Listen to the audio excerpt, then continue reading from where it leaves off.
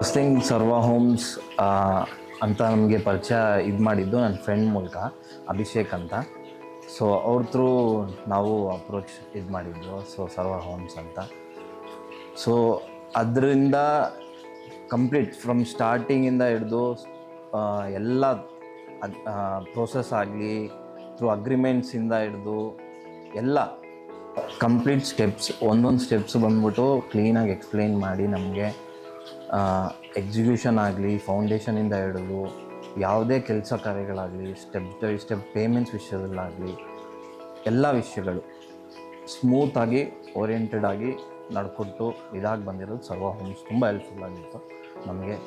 Especially Karthik sir ಆಗಲಿ, Lokesh sir ಆಗಲಿ. Lokesh sir ಫಸ್ಟಿಂದನೂ ನಮಗೆ ಕನ್ಸ್ಟ್ರಕ್ಷನ್ನಿಂದ ಹಿಡಿದು ಎಲ್ಲ ವಿಷಯದಲ್ಲೂ ಅವರು ಪಿನ್ ಟು ಪಿನ್ ನಮಗೆ ಎಕ್ಸ್ಪ್ಲೈನ್ ಮಾಡಿ ಹೇಗೆ ಬರುತ್ತೆ, ಹೆಂಗೆ ಬರುತ್ತೆ, ಯಾವ ಥರ ಸ್ಟ್ರೆಂತ್ ಆಗಲಿ, ಯಾವುದೇ ಇದರಲ್ಲೂ ನಮಗೆ ಇದು ಲೈಕ್ ಆಗಿಲ್ಲ, ಇದು ಬೇರೆ ಥರ ಇದು ಮಾಡಬೇಕು, ನಮಗೆ ಈ ಥರ ಇತ್ತು ನಮ್ಮ ಪ್ಲ್ಯಾನ್ ಅಂತ ಹೇಳಿ ಎಲ್ಲ ಎಕ್ಸಿಕ್ಯೂಷನ್ಸ್ ಎಲ್ಲನೂ ನಮಗೆ ಅವರೇ ತುಂಬ ಇದರಿಂದ ಹೆಲ್ಪ್ ಮಾಡಿದ್ರು.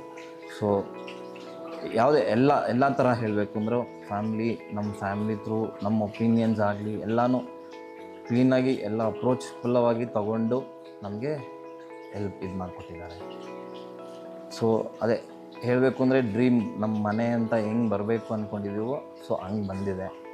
That is a result. ಹೆಂಗೆ ನಾವು ಎಕ್ಸ್ಪೆಕ್ಟ್ ಮಾಡಿದ್ದೀವೋ ಅದೇ ಥರ ಬಂದಿದೆ. ಅದಕ್ಕಿಂತ ಜಾಸ್ತಿನೇ ಹೇಳ್ಬೋದು. ನಮ್ಮ ಎಕ್ಸ್ಪೆಕ್ಟೇಷನ್ಸ್ ಏನಿದೆ ಅದರಿಂದ ಜಾಸ್ತಿನೇ ಬಂದಿದೆ. So this is what I expected. So ಹಂಗೆ ಬಂದಿದೆ.